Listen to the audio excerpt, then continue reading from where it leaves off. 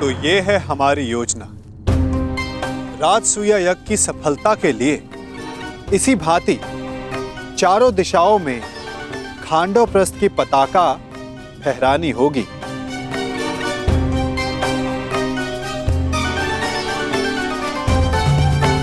तभी आप सम्राट बन पाएंगे युधिष्ठिर।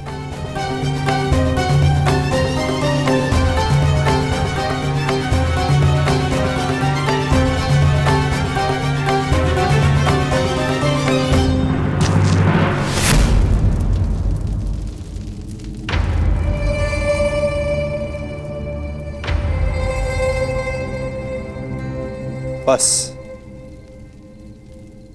पूर्व दिशा में एक बाधा है। बाधा? कौन सी बाधा माधव? मगध। हाँ मेरे होने वाले सम्राट, यदि तुम्हें पूरे भारतवर्ष में अपने आप को सर्वशक्तिशाली सिद्ध करना है तो तुम्हें मगध पर अपना प्रभुत्व स्थापित करना ही होगा। और मगध का अर्थ है जरासंध।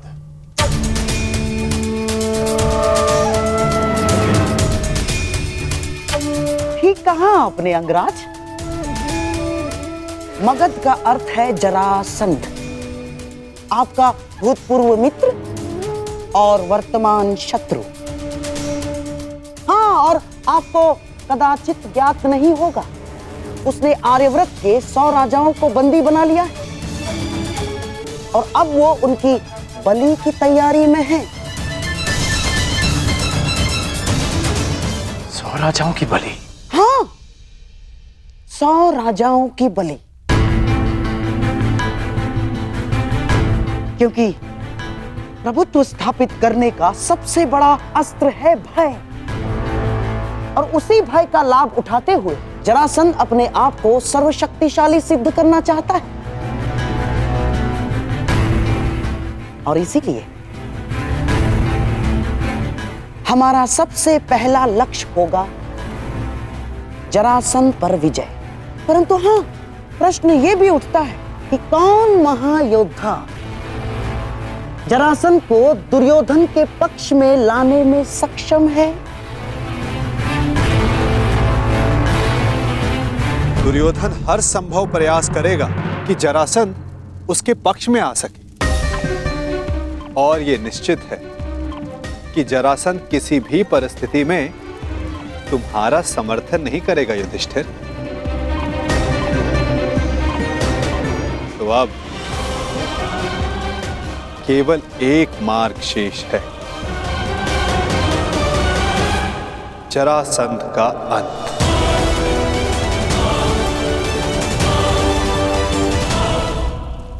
अर्थात आप उसका वध कर देंगे माधव? युधिष्ठिर, यदि जरासंध का वध मेरे हाथों होना होता तो मुझे 18 बार उससे युद्ध करने की आवश्यकता नहीं पड़ती। जरासंध का वध किसी और के हाथों लिखा है।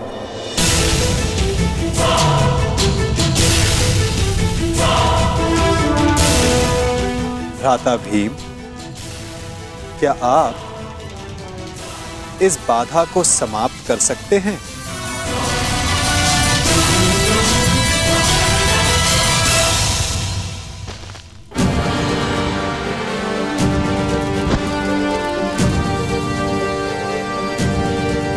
उत्तम। यदि इस प्रकार आप मेरी मंशा भांप लें तो प्रत्येक समस्या का समाधान निश्चित है। मैं वासुदेव की मंशा जानता हूं।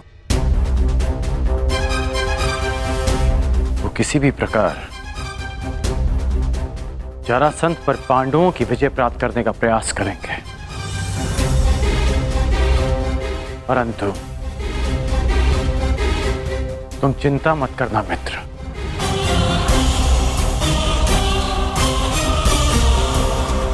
मैं पांडवों से पहले जरासंध का समर्थन प्राप्त कर लूंगा,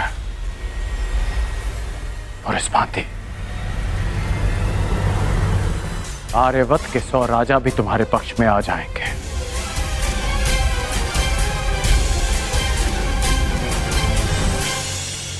इससे पूर्व कि जरासंध दुर्योधन का समर्थन करे, उसका अंत आवश्यक है। अर्थात हमें जरासंध का वध करना होगा।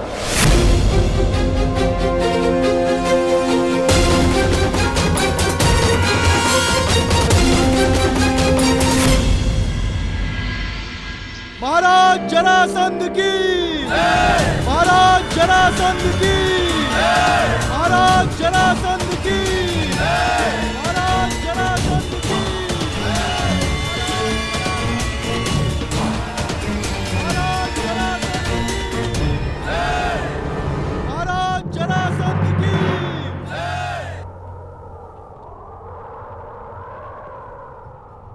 शतराज बलि प्रारंभ हो।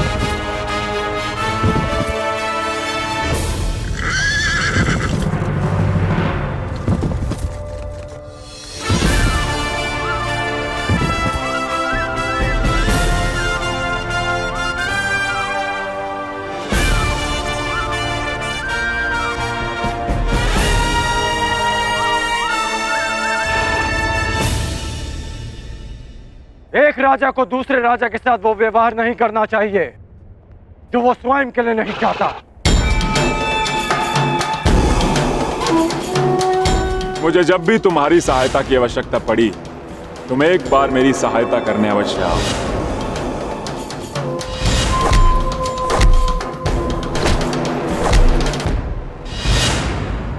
क्या कहकर पुकारूं तुम्हें? अंगराज कर्ण या छलिया कर्ण, वचन भंग कर्ण या फिर मित्रता करके मित्रद्रोह करने वाला कर्ण?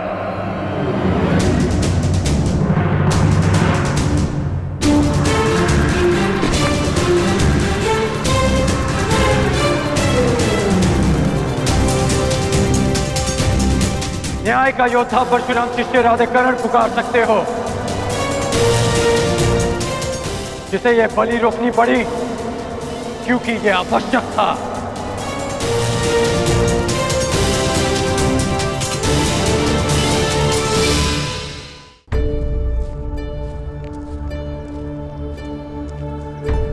क्या आवश्यक है वासुदेव?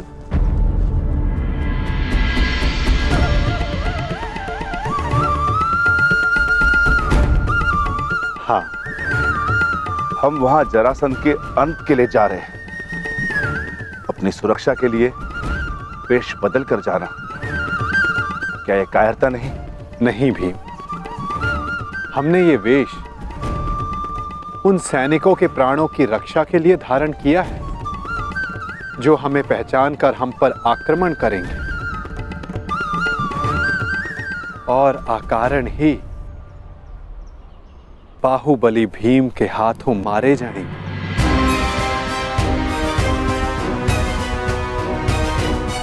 अब प्रस्थान करें।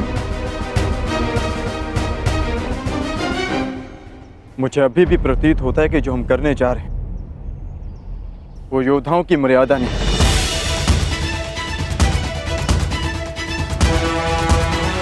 आप आज्ञा दीजिए, मैं अपने ही वेश में एक ही क्षण में मगध के द्वार ध्वंस कर दूंगा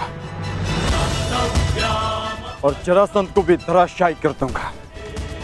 तुम्हारा ये आक्रोश और तुम्हारी युद्ध के लिए ये उत्सुकता मुझे किसी और का स्मरण करा रही है अर्जुन।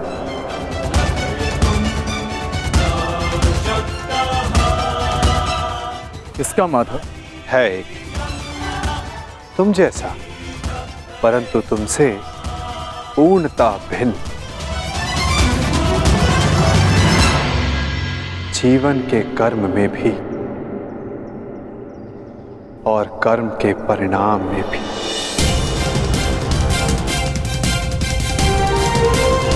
जरासंध, मैं मित्र दुर्योधन की ओर से तुम्हें सावधान करने आया हूं। शीघ्र ही तुम पर आक्रमण होने वाला है, इसलिए अपनी सुरक्षा का प्रबंध करो और हस्तिनापुर से संधि भी।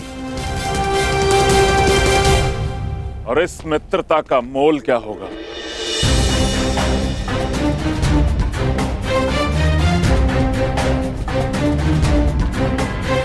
बस इन 100 राजाओं को मुक्त करना होगा।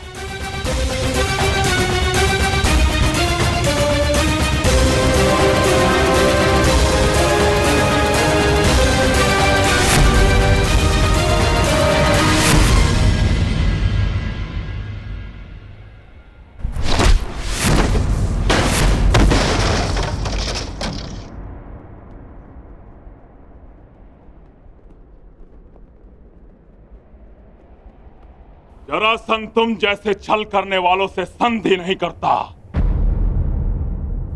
उनका अंग विच्छेद करता है।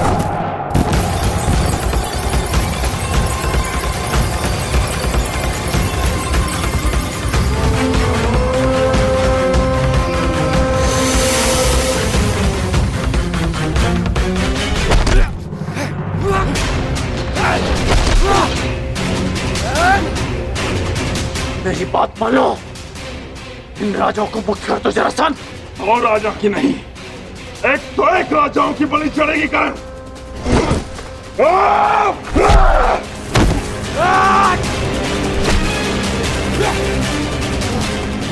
अपने क्रोध पर नियंत्रण रखो जरासंध। तुम्हें देखते ही क्रोध ने मुझ पर नियंत्रण कर लिया करण।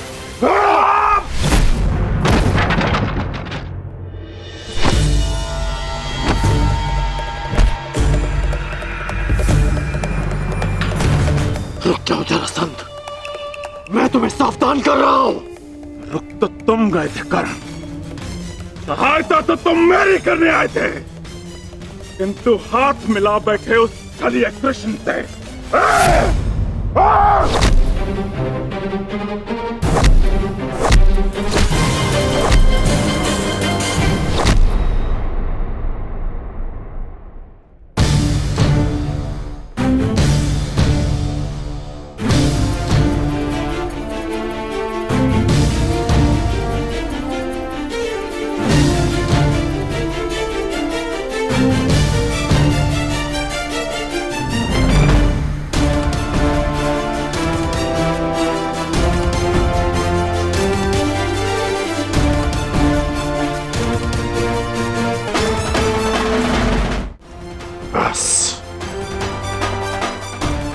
मैं यहां युद्ध करने नहीं आया।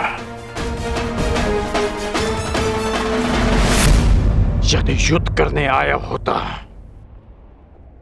तो तुम और ये युद्ध कब के समाप्त हो गए होते। इस भांति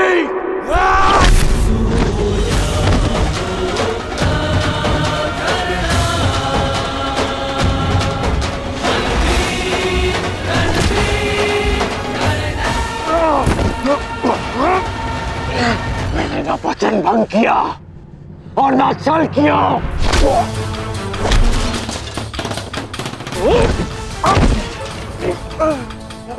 मैं युद्ध में तुम्हारी सहायता के लिए पहुंचा था, परंतु रुका रहा क्योंकि वासुदेव शांति का प्रयास कर रहे थे।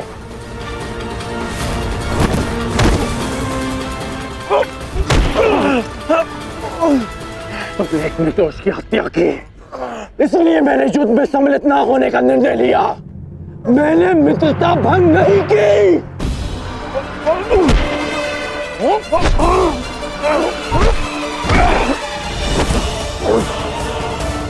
मेरे शत्रु के साथ खड़े रहने वाला मेरा मित्र नहीं।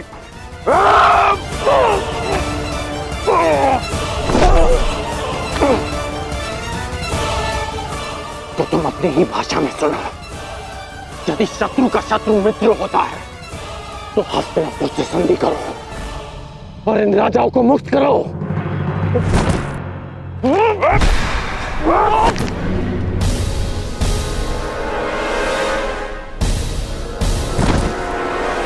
हाँ, तुम वासुदेव के विरुद्ध हो।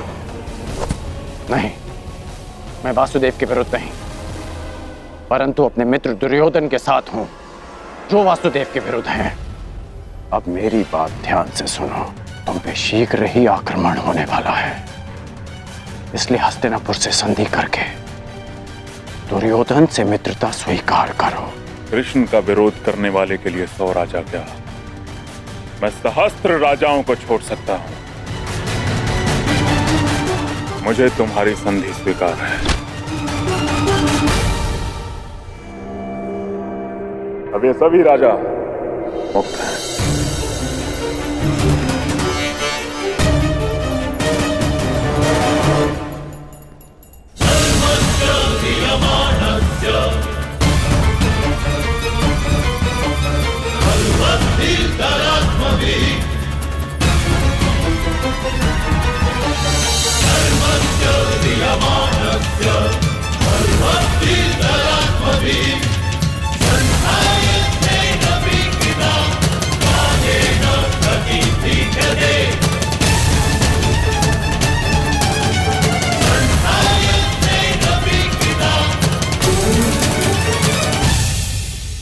हम लोग नगर द्वार पे क्यों खड़े? भीतर क्यों नहीं जा रहे वासुदेव? शांत विकोधर।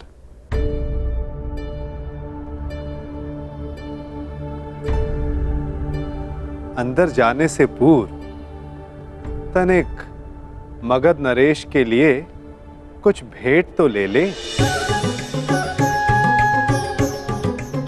आओ, उनके लिए चलकर पुष्प ले ले। चलो।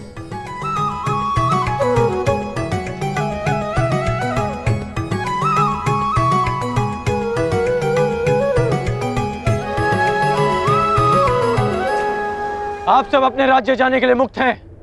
आइए।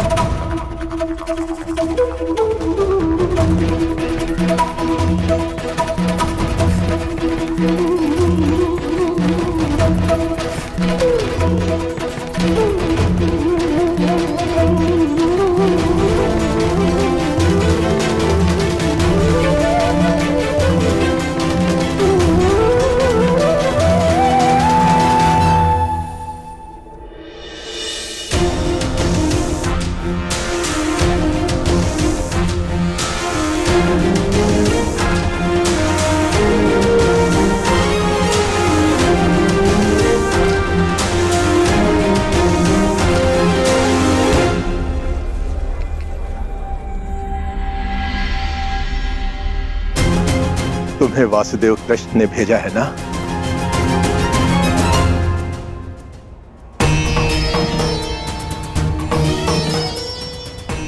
नहीं भद्र, यदि मैं मुक्त हो गया हूं तो अवश्य ही तुम्हें कृष्ण ने भेजा है, और जो तुम्हें कृष्ण ने नहीं भेजा अर्थात मैं मुक्त नहीं हुआ। अपना परिचय दीजिए भद्र। मैं विश्वकर्मा हूं, देवताओं का प्रधान वास्तुकार। जरासंध ने मुझे भी यहां बंदी बनाकर रखा था। कल रात्रि श्री कृष्ण ने मुझे सपने में दर्शन दिए। उन्होंने कहा कि वो मुझे स्वयं मुक्त कराने आएंगे, किंतु आश्चर्य वो नहीं आए।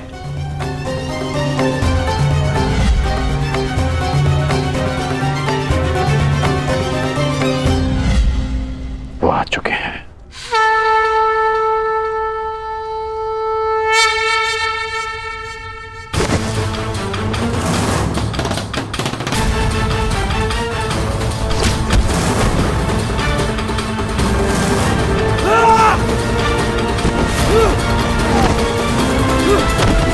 सबके सब मल थक गए।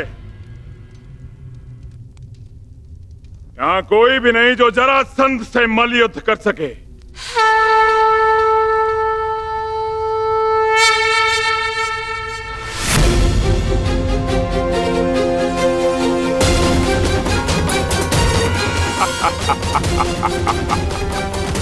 लो, अब ये ब्राह्मण मुझसे मल युद्ध करने आए हैं।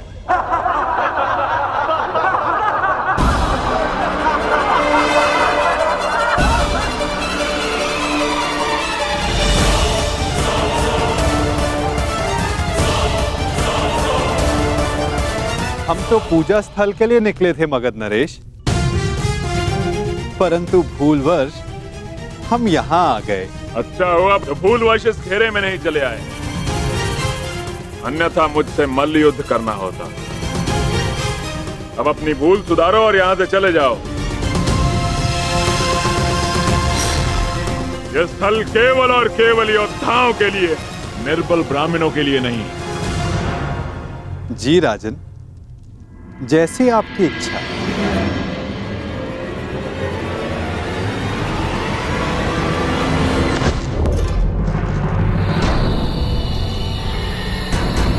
ये युद्धकांक्षी है।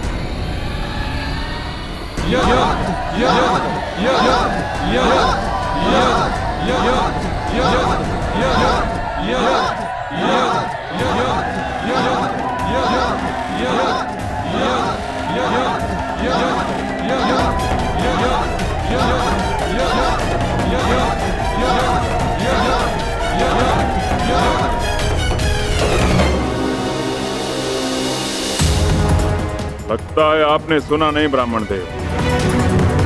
अब कृपया इस घेरे से बाहर चले जाइए, अन्यथा मुझे एक ब्राह्मण हत्या का पाप लगेगा।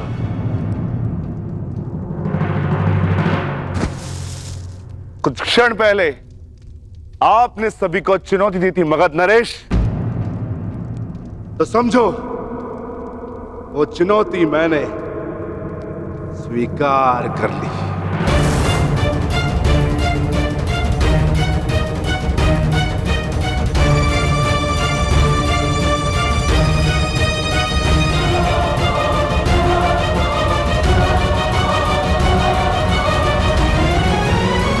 अद्भुत आत्मविश्वास है आप में ब्राह्मण देव, किंतु आज आपके साथ साथ आपका यह आत्मविश्वास भी टूट जाएगा। वैसे मल्ल युद्ध के नियम तो जानते हो ना ब्राह्मण देव? हाँ, जब तक एक योद्धा पराजय स्वीकार ना कर ले, युद्ध होता रहेगा।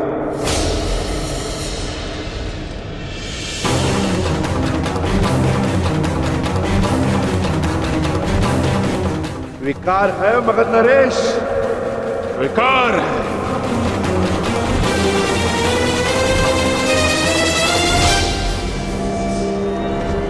नहीं जरासंध!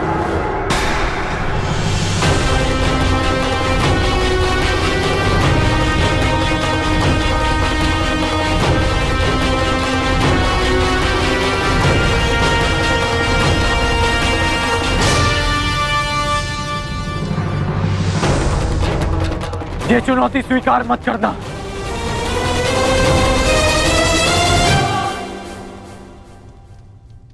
क्योंकि ये ब्राह्मण नहीं है।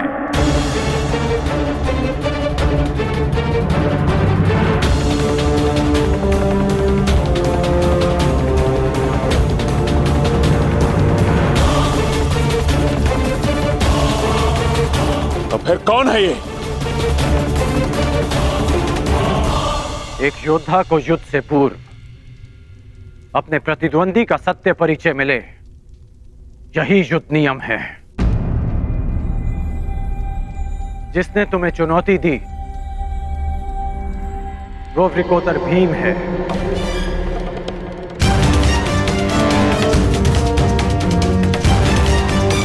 ये धनुर्धारी अर्जुन है।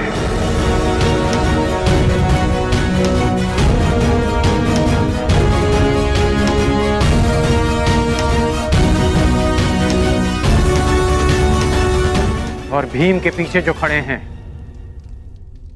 वो वासुदेव कृष्ण है।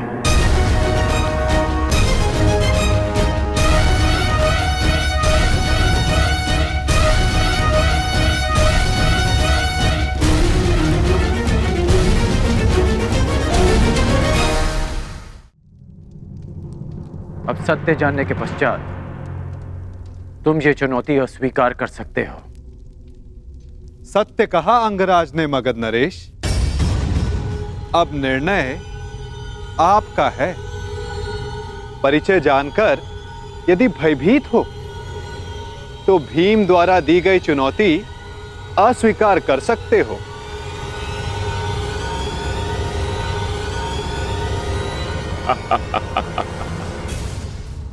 मैं तुम्हारी भांति रणछोड़ नहीं हूं वासुदेव। युद्ध की चुनौती मैं किसी भी परिस्थिति में, किसी भी वेश में कभी टाल नहीं सकता।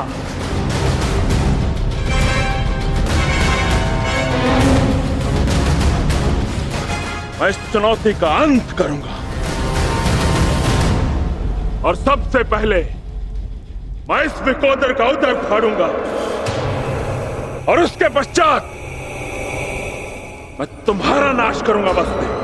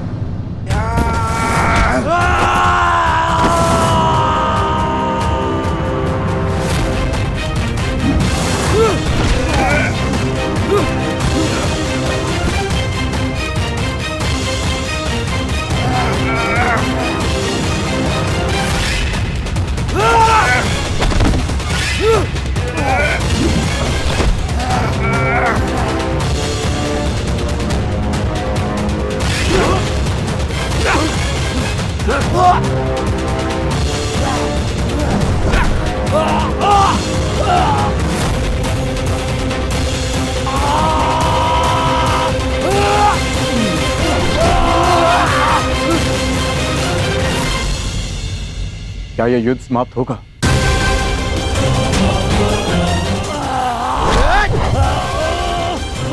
जिसका प्रारंभ हुआ है उसका अंत भी निश्चित होता है पार्थ।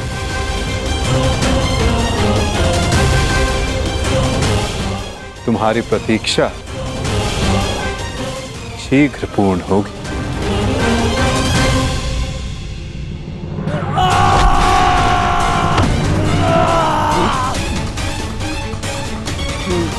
उठो जरासंध, युद्ध करो, उठो।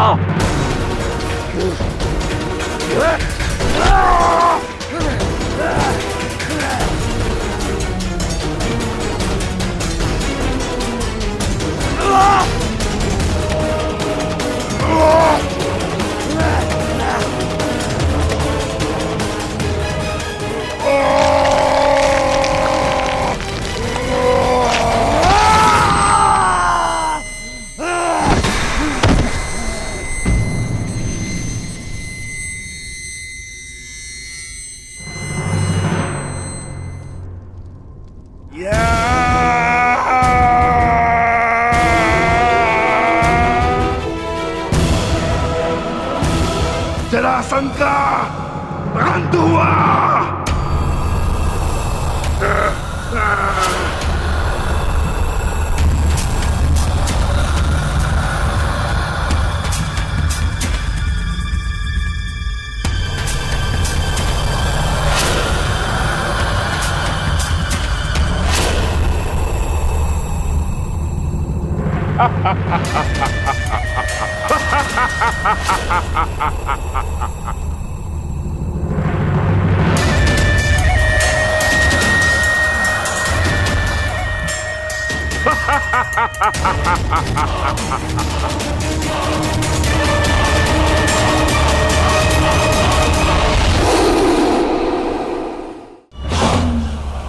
मुझे चुनौती देने से पूर्व मेरे जन्म की कथा तो जान लेते। माता के गर्भ से 2 पिंडों में जन्मा मैं, मृत, और मेरे शरीर को वन में फेंक दिया गया। वहां जरा नामक राक्षसनी ने उन पिंडों की संधि करके जोड़ा और मेरा नामकरण हुआ जरासंध।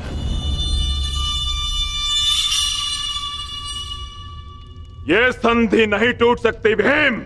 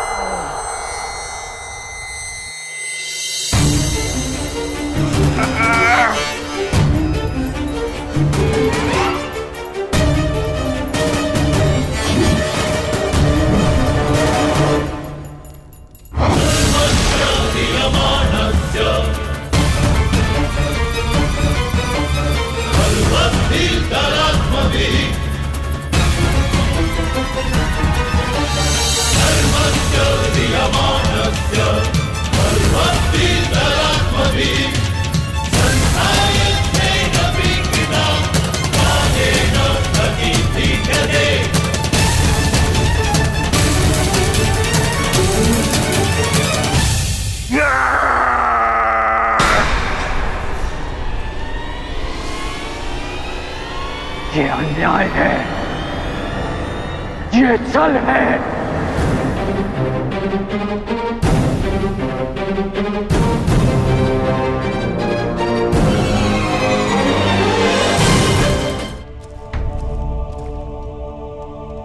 ये अनीति है। कैसी अनीति अंगराज?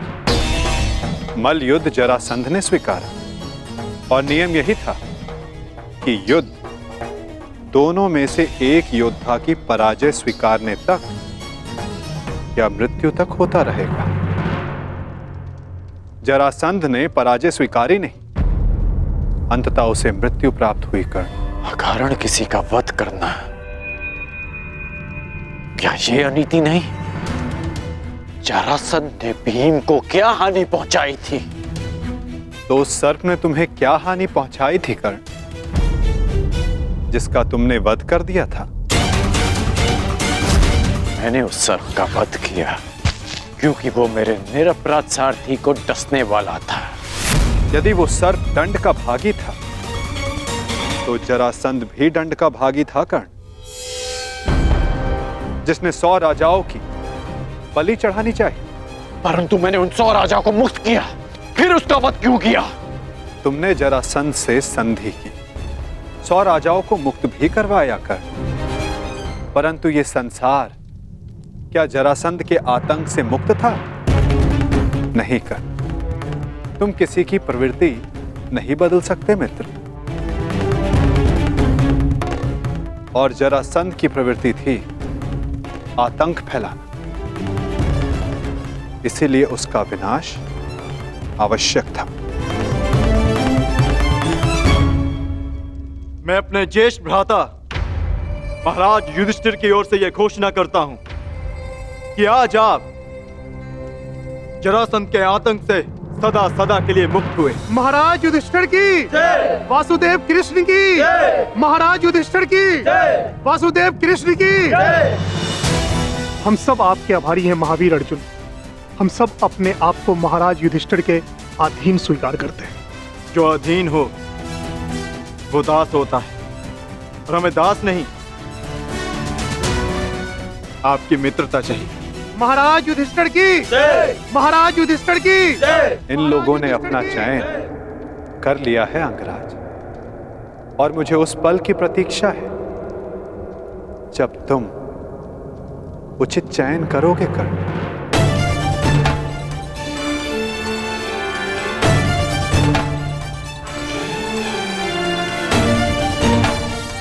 आप ही ने कहा था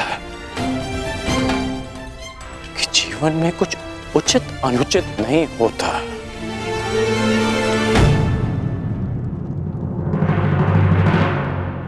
अब समझ में आया कि ऐसा क्यों कहा था। यदि कुछ है तो वो है कर्म, और आपके कर्म के परिणाम,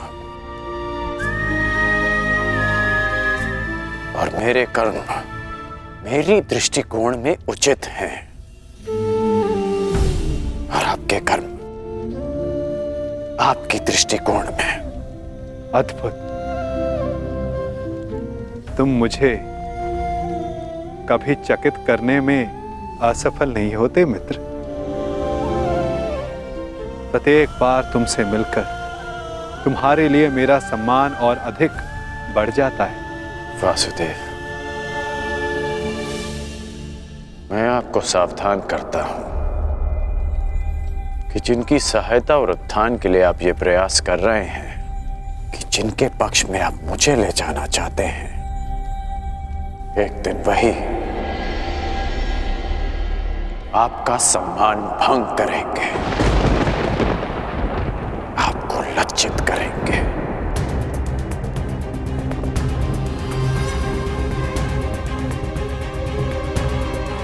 प्रणिपात। प्रणिपात अंगराज।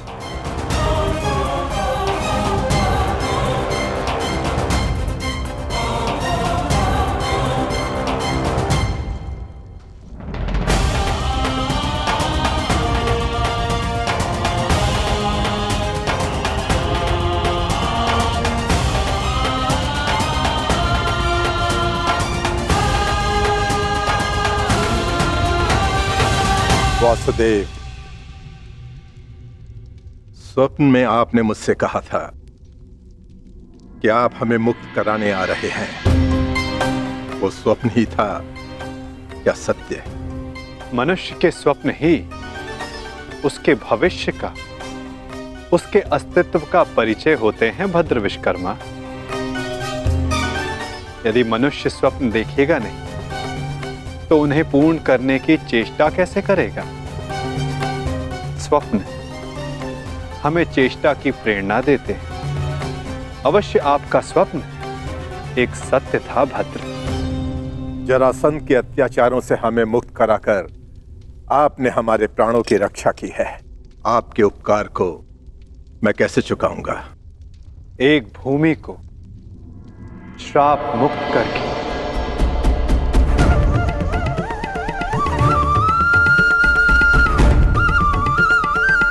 मैं? हाँ, क्योंकि जहां श्राप हो वहां पाप को जड़े बैठाने का अवसर मिलता है, और पाप का तारण एक पुण्य आत्मा ही कर सकती है भद्र। यदि आप ये उपकार चुकाना चाहते हैं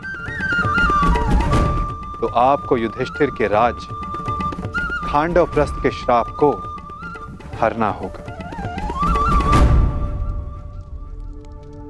और यदि नहीं तो भी यह आपकी इच्छा पर निर्भर करता है। निर्णय आपका है भद्र।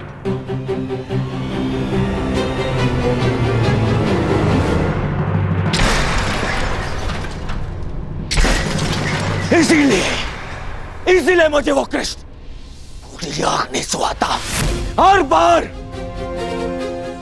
बार कुछ ऐसा करता है कि मेरा स्वप्न चूर चूर हो जाए। हर बार मामा श्री। स्वप्न की बात कर रहे हो मेरे होने वाले सम्राट? स्वप्न की? मुझे तो पूरा भविष्य दिखाई दे रहा है। जरासंध का भय समाप्त होते ही अब पांडवों की शक्ति बढ़नी प्रारंभ हो जाएगी, और आप अंगराज कर्ण हमेशा कहते हो अवसर नहीं मिलता, अवसर नहीं मिलता, और अब अवसर मिल गया तो क्या कर लिया तुमने? जरासंध जैसा महान बलशाली योद्धा मित्र खोया सो खोया, और वो 100 राजा वो भी पांडवों के पक्ष में चले गए। मेरा कर्तव्य जरासंध को हमारे पक्ष में करना था जो मैंने किया, परंतु वो राजा किसके पक्ष में जाएंगे इस विकल्प के चयन पर उनका अधिकार था, मेरा नहीं। विकल्प? अंगराज, कदाचित आपको ज्ञात नहीं होगा, शासक कभी भी प्रजा के सामने विकल्प नहीं रखता ना। वो केवल प्रजा को अनुभव करवाता है कि उनके पास चुनने का विकल्प है, परंतु वास्तविकता में वो केवल वही चुनवाता है जो वो चाहता है। हाँ, जैसे अर्जुन ने किया। उन 100 राजाओं के समक्ष केवल एक ही विकल्प रखा, युधिष्ठिर से मित्रता। और आप उन्हें स्वतंत्रता की भेंट चढ़ाकर चले आए। परंतु अंगराज, इसमें तुम्हारा क्या दोष? ना, तुम्हारा कोई दोष नहीं है इसमें। क्योंकि शासन कला और राजनीति कुल से आती है, कुल से। और तुम जिस कुल में जन्मे हो वो शासक नहीं, शासित है, शासित। और तुम्हारे रक्त में नेतृत्व करना नहीं, अनुसरण करना और आज्ञा का पालन करना है। समझ गए अंगराज?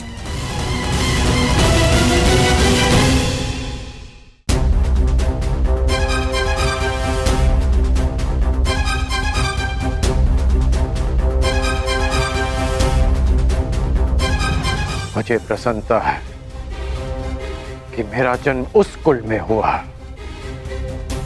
जहां रथ चक्र बनाए जाते हैं, कुचक्र नहीं।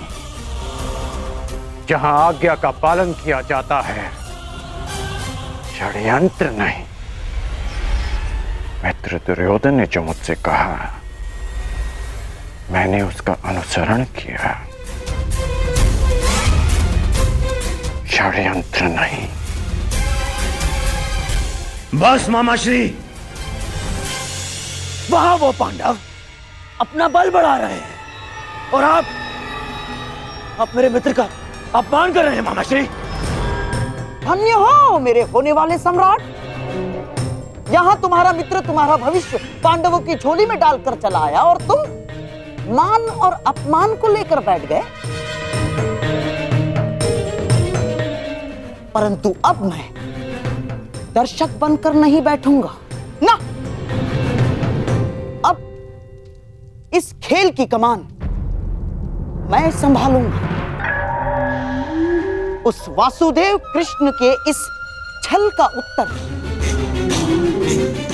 मैं भी छल से ही दूंगा। वासुदेव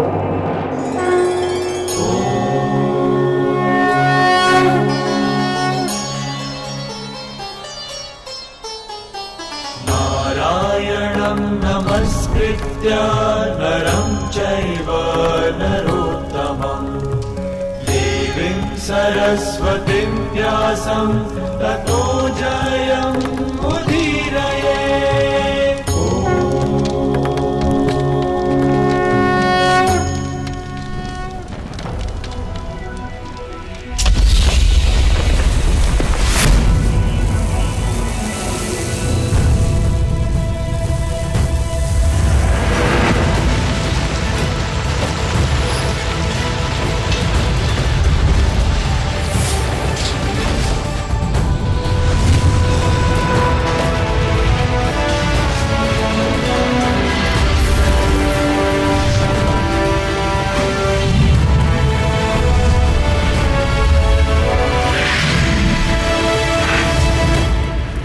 देवराज इंद्र के आशीर्वाद से निर्मित ये भव्य नगर इंद्रप्रस्थ कहलाएगा।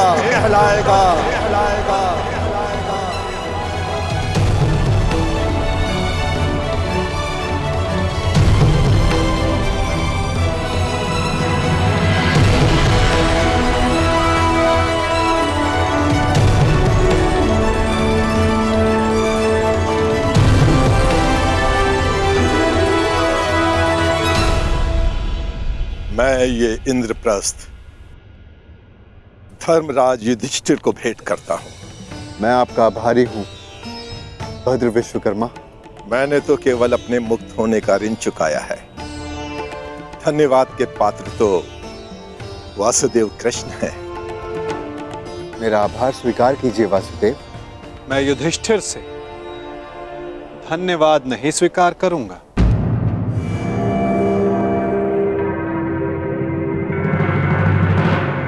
क्यों वासुदेव? क्योंकि मुझे सम्राट युधिष्ठिर से धन्यवाद लेना है। समय आ गया है कि आप राजसूय यज्ञ संपन्न करके सम्राट की पदवी पाएं।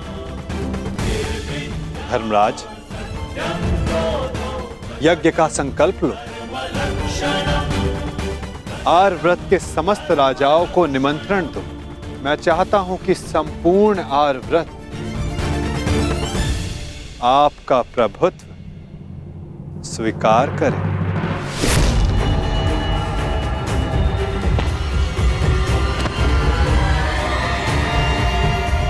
वो महाअभिमानी भी जिन्हें लगता है कि पूरे संसार में उनका कोई तोड़ नहीं,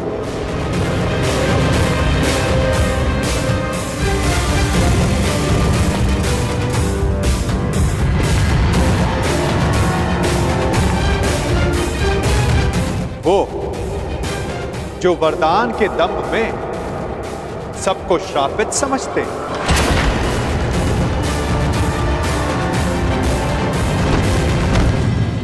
वो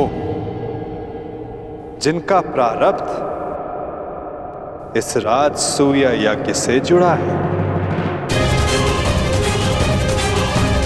आइए आइए छेदी नरेश, स्वागत है आपका।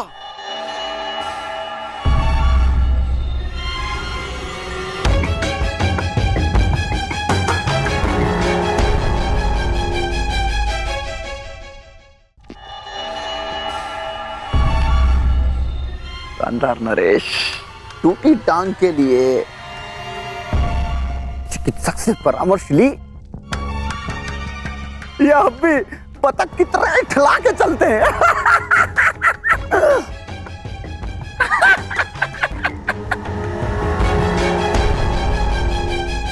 केश जितने श्वेत हो रहे हैं, दंत पंक्ति उतनी ही काली होती जा रही है। छेदी नरेश, कदाचित आप भूल रहे हैं कि आप किसका उपहास कर रहे हैं। क्षमा करना महाबली सर्वशक्तिशाली दुर्योधन, हमें अभी भी स्मरण हुआ। अभी उपहास तो आपका करना चाहिए। क्या सर्वप्रथम पांचाल नरेश ने आपका उपहास किया। पांचाली के स्वयंवर में उपहास हुआ आपका, और जब आप महाबली सर्वशक्तिशाली सम्राट दुर्योधन बनने वाले थे, उस समय युधिष्ठिर ने मुकुट छीन लिया।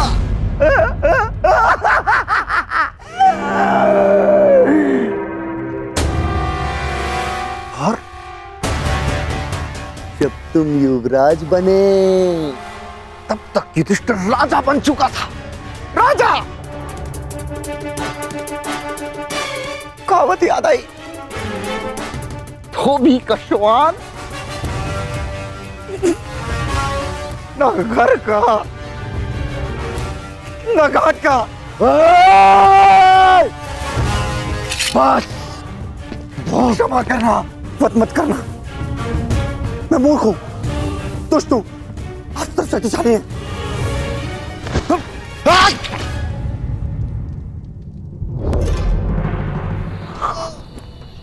क्षमा करना।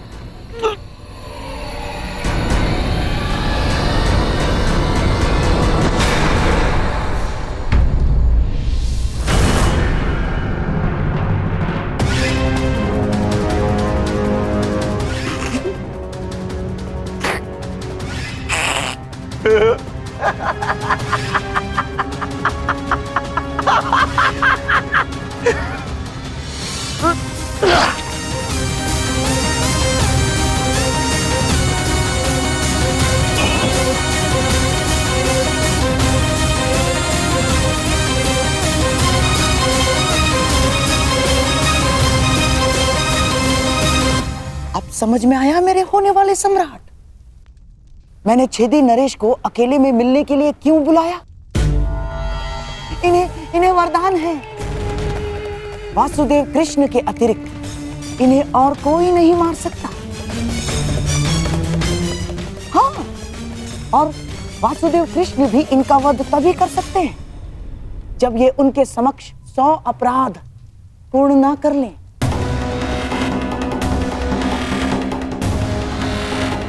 उस वासुदेव कृष्ण के हर छल का उत्तर है ये छेदी नरेश शिशुपाल।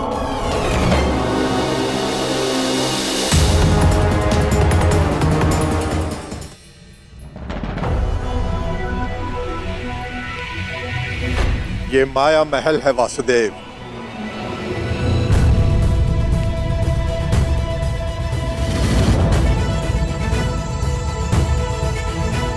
अद्भुत भद्र विश्वकर्मा, बहुत ही सुंदर भवन है। मैंने सोचा देवी पांचाली के मनोरंजन के लिए कुछ विशेष प्रयास कर लूं।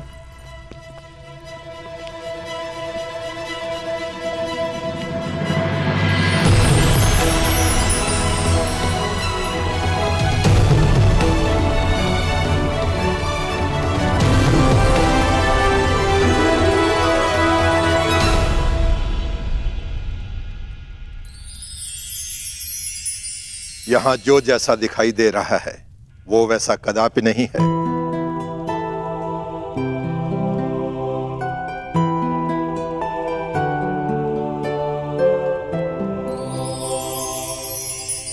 गुप्तचरों से सूचना प्राप्त हुई कि पांडव राजसूय यज्ञ करने वाले हैं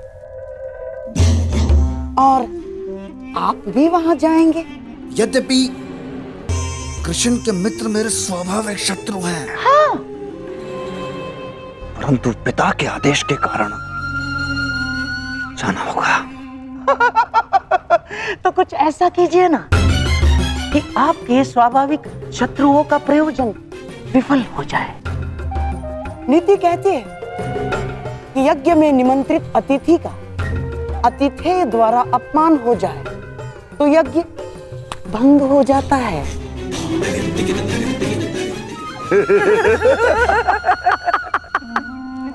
शिशुपाल, ये तो अत्यंत सरल कार्य है।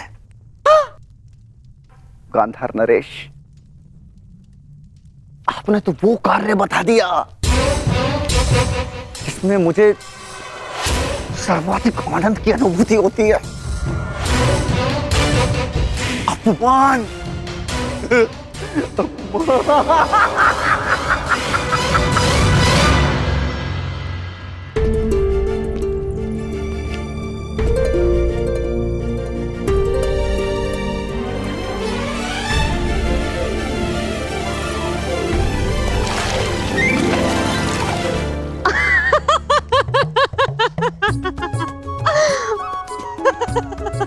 अद्भुत ना सका, जहाँ जल दिखता है वहाँ भूमि है और जहाँ भूमि दिखती है वहाँ जल।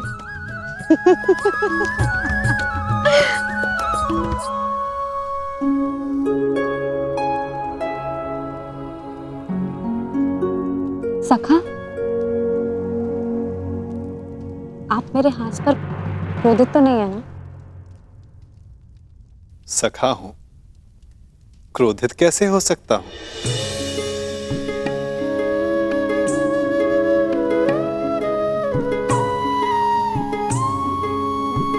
परंतु कदाचित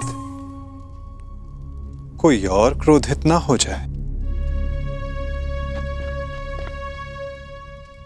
प्रणिपात माता, निमंत्रण भेजे जाने के लिए प्रस्तुत है।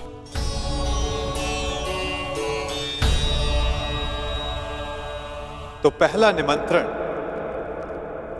हस्तिनापुर जाएगा।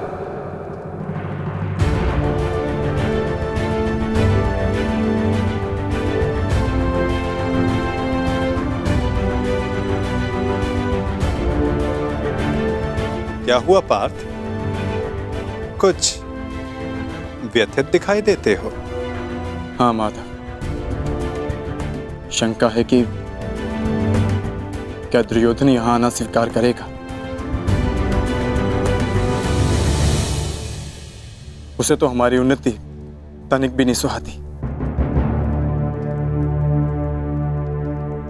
और यदि वो यहां नहीं आया तो माता कुंती यहां अकेली कैसे आएंगी? प्रयास करना हमारा कर्म है पार्थ,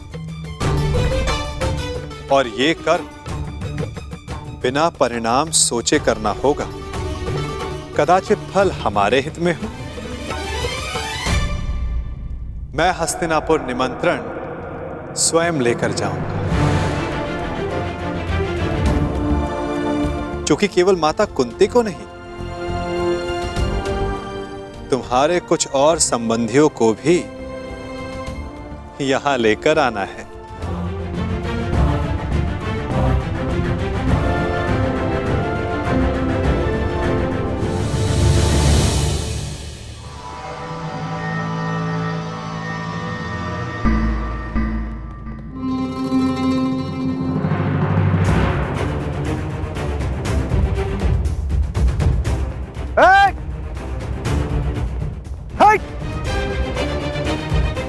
देख नहीं रहे तुम्हारे समक्ष छेदी नरेश शिशुपाल खड़े हैं।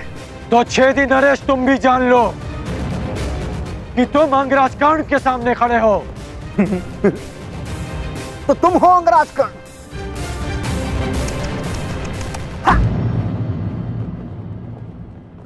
दान में बंजर भूमि क्या मिल गई? स्वयं को राजा समझ बैठा।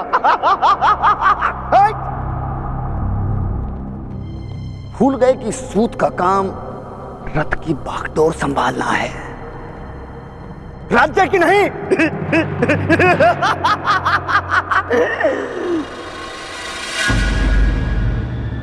लगता है घर पर वचन देकर आए हो कि जीवित नहीं लौटोगे।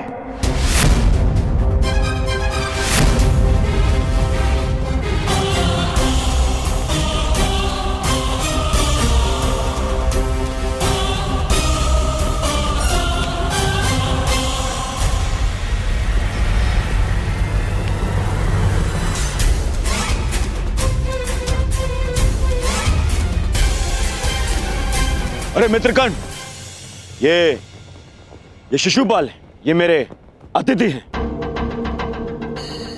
और मेरे मित्र भी, और इस नाते से आप दोनों भी मित्र ही हुए।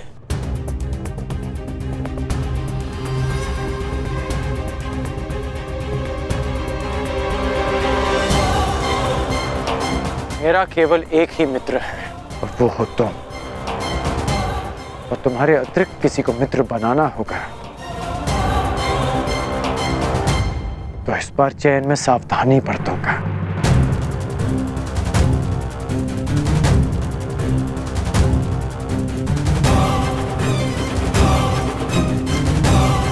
अपने अतिथि की मर्यादा में रहने की चेतावनी अवश्य दे देना मित्र।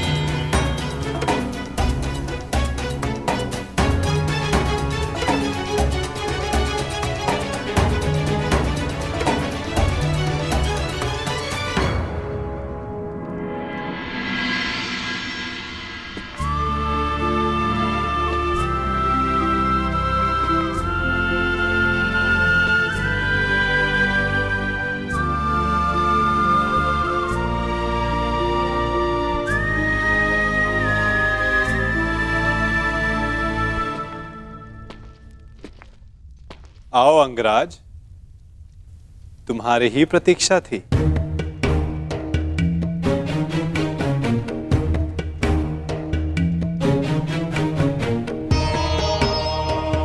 क्षमा कीजिए वासुदेव,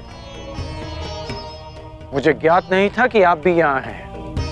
कोई समस्या नहीं मित्र, बहुत कुछ है जो अब तक सबको ज्ञात नहीं, परंतु अब सबको ज्ञात होगा। मैं वासुदेव कृष्ण इस सभा में उपस्थित समस्त जनों को अपनी और राजा युधिष्ठिर की ओर से प्रणाम करता हूं और उनकी ओर से आप सबको निमंत्रण देता हूं कैसा निमंत्रण वासुदेव? अपनों को निमंत्रण आनंदो उत्सव के लिए ही दिया जाता है महाराज। आपने हस्तिनापुर का एक भाग खांडव प्रस्थ पांडवों को दिया और उन्होंने अपनी परिश्रम और योग्यता से उसे महान इंद्रप्रस्थ में परिवर्तित कर दिया।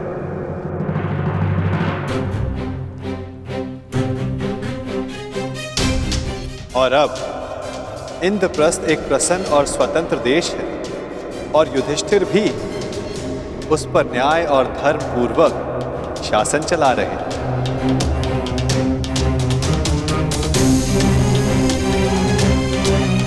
मैं हस्तिनापुर को बधाई देना चाहता हूं कि धर्मराज राजसूया यज्ञ संपन्न करके चक्रवर्ती होने जा रहे हैं और उन्होंने सादर आप सबको इस यज्ञ के आयोजन में निमंत्रित किया है।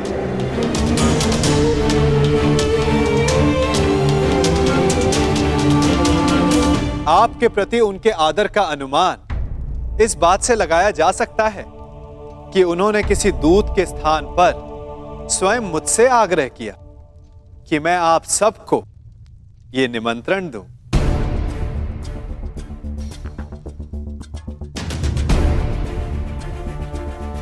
वासुदेव, यह जानकर प्रसन्नता हुई कि पांडव पुत्रों ने बंजर भूमि को इंद्रप्रस्थ बना दिया। महाराज, इस समारोह में हमारा सम्मिलित होना आवश्यक है।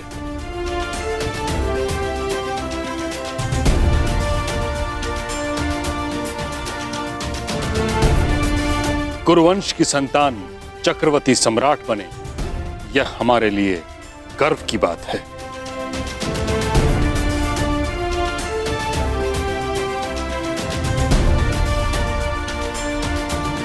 ये कुरु परिवार के लिए अवश्य गर्व की बात है ताचरी, परंतु हस्तिनापुर यदि इस यज्ञ में सम्मिलित हुआ तो क्या यह राजनीतिक रूप से उनकी अधीनता मानने के समान नहीं होगा?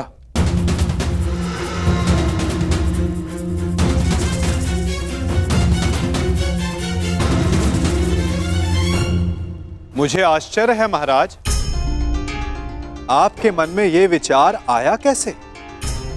पांडव भी आपके अपने पुत्रों के समान हैं।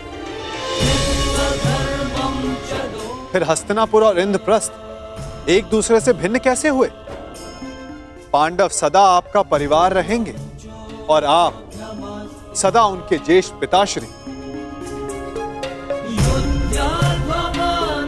जिनकी माता ने परिवार के मान के लिए इंद्रप्रस्थ में नहीं अपितु हस्तिनापुर में रहना श्रेयस्कर समझा, वो पांडव आपको अपने अधीन बनाने का विचार अपने मन में कैसे ला सकते हैं? फिर भी निर्णय आपका है।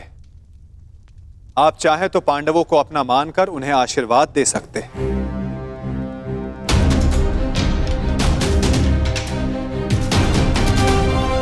या फिर वहां अनुपस्थित होकर यह दर्शा सकते हैं कि हस्तिनापुर पांडवों के वैभव से ईर्ष्या रखने लगा है। तुम्हारा क्या मत है विदुर?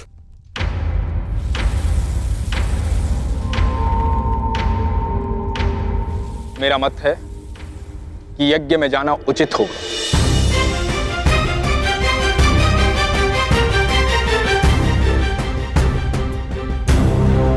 पांडव हमारे शत्रु नहीं हैं, और यदि हस्तिनापुर इस यज्ञ में सम्मिलित नहीं होता है तो चारों तरफ यह संदेश जाएगा कि हस्तिनापुर से पांडवों की उन्नति देखी नहीं गई।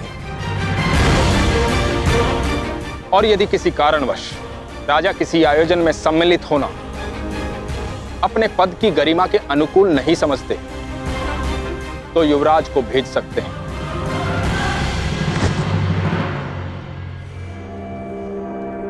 यदि ताचरी और विदुर का यही सुझाव है तो हस्तिनापुर उस समारोह में अवश्य सम्मिलित होगा।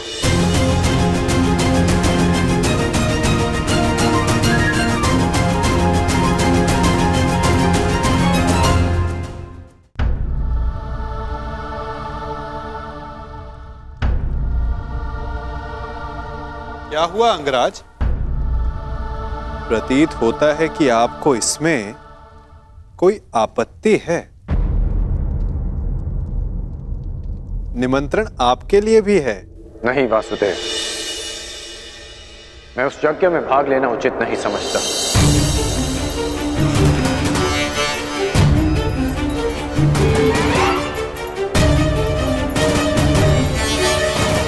कारण?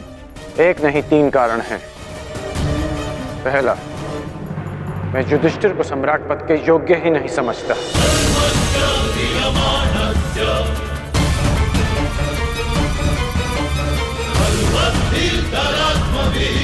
दूसरा, मेरी दृष्टि में युधिष्ठिर युवराज दुर्योधन से उत्तम शासक नहीं है।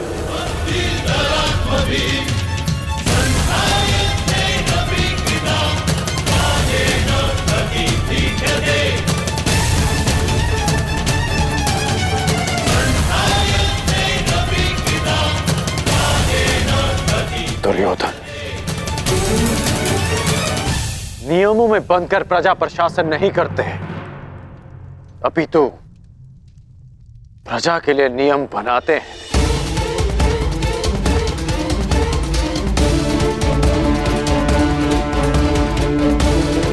और मुझे पूर्ण विश्वास है कि मेरे मित्र के राज्य में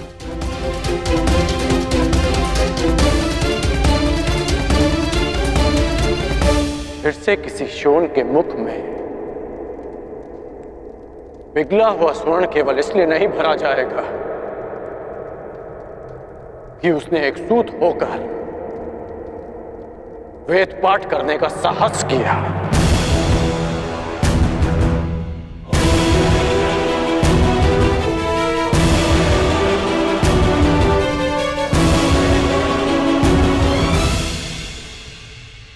और तीसरा और सबसे बड़ा कारण, मैं धर्मराज के परिवार का सदस्य भी नहीं।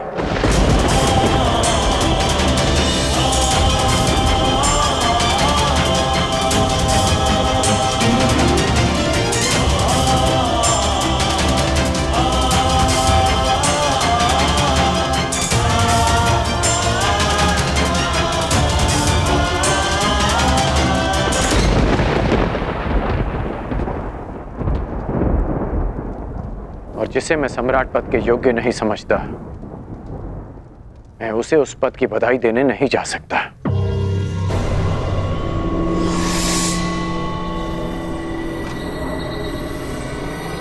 क्षमा कीजिए केशव कि मैं आपके इस निमंत्रण को अस्वीकार कर रहा हूं।